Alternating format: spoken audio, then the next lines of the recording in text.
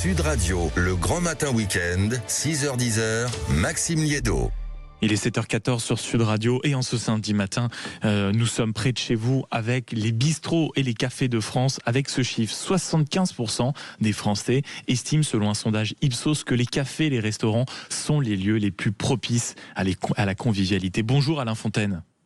Bonjour. Merci beaucoup d'être avec nous ce matin. Vous êtes le président de l'association des bistrots et cafés en France et il y a eu une petite demande cette semaine qui n'est pas passée inaperçue dans la rédaction de Sud Radio, c'est de faire inscrire les bistrots au patrimoine immatériel de l'UNESCO. Certains diront que c'est symbolique. En quoi la démarche que vous proposez n'est pas si anecdotique que ça, Alain Fontaine ? Oui, c'est pas anecdotique du tout, puisque les bistrots et les cafés représentent quelque chose de très très important dans notre société. Ils ont beaucoup disparu. Juste un chiffre, 508 000 bistrots et cafés en 1900, et aujourd'hui nous sommes moins de 40 000. Nous sommes 39 000 et quelques. Donc vous voyez, la descente est vertigineuse. Ils font partie de notre mémoire collective, bien évidemment. Ils font partie de notre ADN, parce qu'on a... Alors, il y a d'autres lieux, mais très peu en fin de compte en France. On a décidé, au fil des années, que ces lieux-là seraient des lieux de sociabilité, ça serait des catalyseurs de sociabilité. Et c'est des milieux, je dirais, des milieux de travail, des milieux ouvriers. C'est là où on se rassemble et dans le même temps, ce sont des lieux culturels, avec l'inspiration pour les peintres, les cinéastes, les écrivains. Voyez-vous, ils rassemblent les deux, et c'est des endroits de mixité sociale très importants.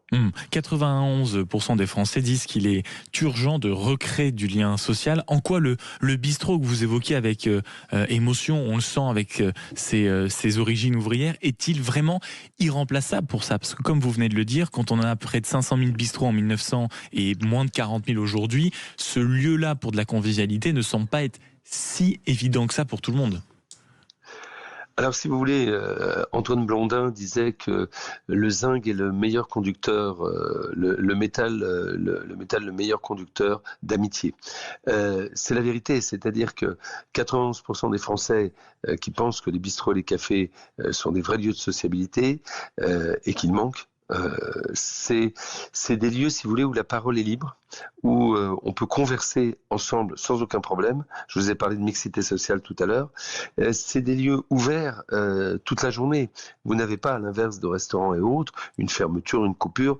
C'est des lieux qui sont ouverts, et c'est des lieux aussi d'une grande égalité, parce que les prix, quand c'est un vrai bistrot, un café, on est bien d'accord, sont modiques. C'est le concept économique du bistrot.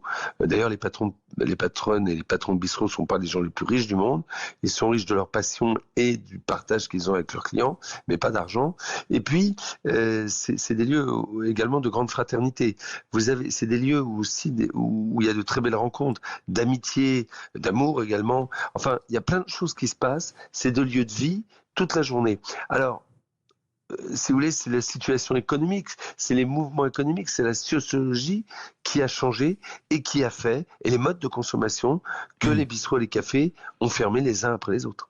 Alain Fontaine, est-ce que quand on vous décrivez quand même les bistrots pour que ça continue à perdurer dans le temps comme étant une tradition, comme étant quelque chose d'accessible, comme étant un endroit où on continue comme ça à sublimer les produits les plus simples, est-ce qu'il est aujourd'hui évident, vous qui êtes président de l'association des bistrots et les cafés de France, pour des jeunes de se diriger à nouveau vers ce type d'établissement, c'est-à-dire parfois d'être en capacité de les reprendre ? Oui, tout à fait. Ça fait partie bien sûr de notre combat.